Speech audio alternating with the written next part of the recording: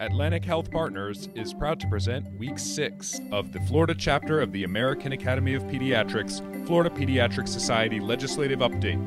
To learn how to save on your vaccines, call Atlantic Health Partners at 800-741-2044 or email us at info@atlantichealthpartners.com. This is a legislative update from the Florida chapter of the American Academy of Pediatrics. Welcome back to Florida Pediatric TV. This is week 6 of the 2012 legislative session. Several of our issues are moving rapidly, and I've asked our lobbyist Sam Bell to bring us up to date. Sam, the child abuse expert witness testimony bills saw more movement this week. Where do they stand? Well, thank you for that question. Actually, we're filming this today, Thursday, and the Senate child abuse bill is up in committee today. We feel confident that it will pass. The House bill has passed 2 committees and is poised to be heard in its 3rd committee. So we're encouraged about the chances of success for this bill.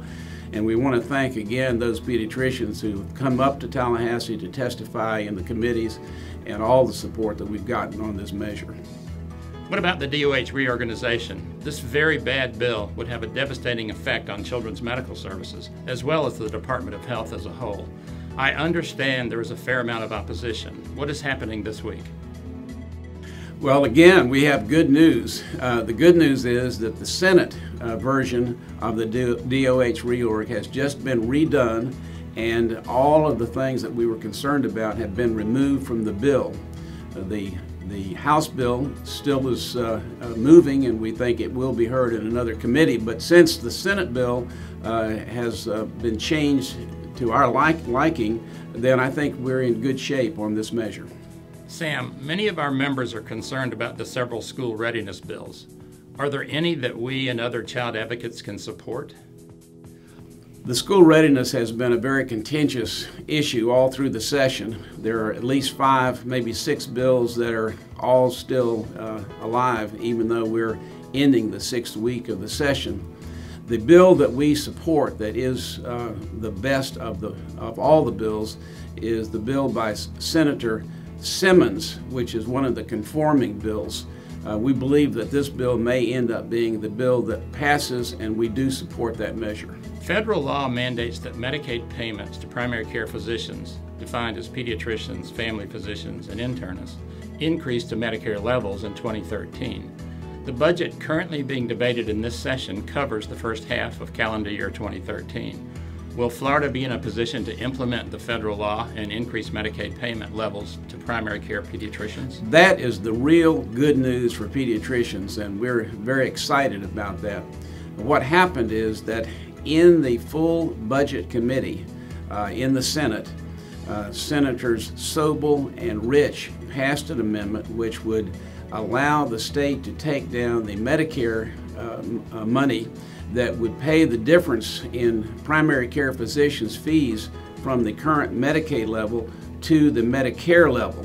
This measure will be part of the conference committee debate, and we would urge all of the pediatricians across the state to call their House members and urge them to support the Senate position on the Medicare level of funding for primary care fees. There are House and Senate bills which direct the Department of Children and Families and the Agency for Healthcare Administration to work together and develop an online eligibility system for all of Florida Kid Care, both the Medicaid or Title 19 children and the SCHIP or Title 21 children.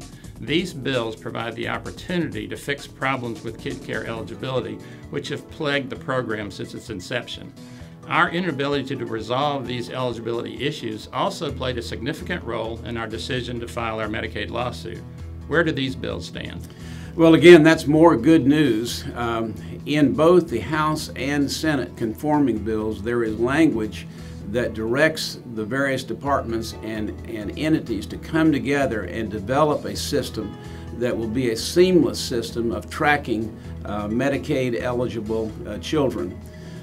As you say, that has been a real problem as children were enrolled in the Title 21 eligibility, and then their circumstances changed and they went to Title 19.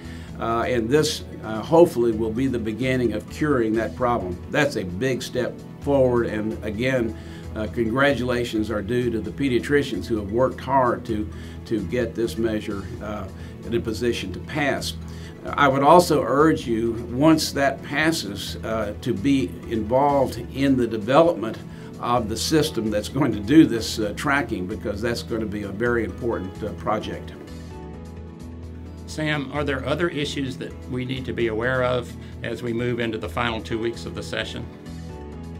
Well, always the last 2 weeks of the session are very dangerous. So we're going to be watching every bill and every amendment that comes along to make sure that something unexpected doesn't happen. There is one issue that I would like to direct our members' attention to, and that is an action in the Senate that makes substantial cuts to adult substance abuse and mental health programs.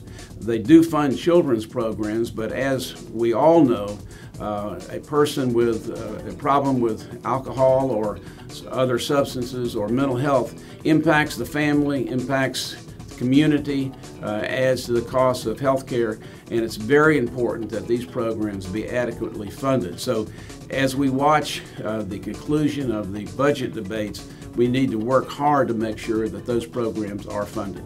That's it for this week. As always, please contact me if you have questions or suggestions.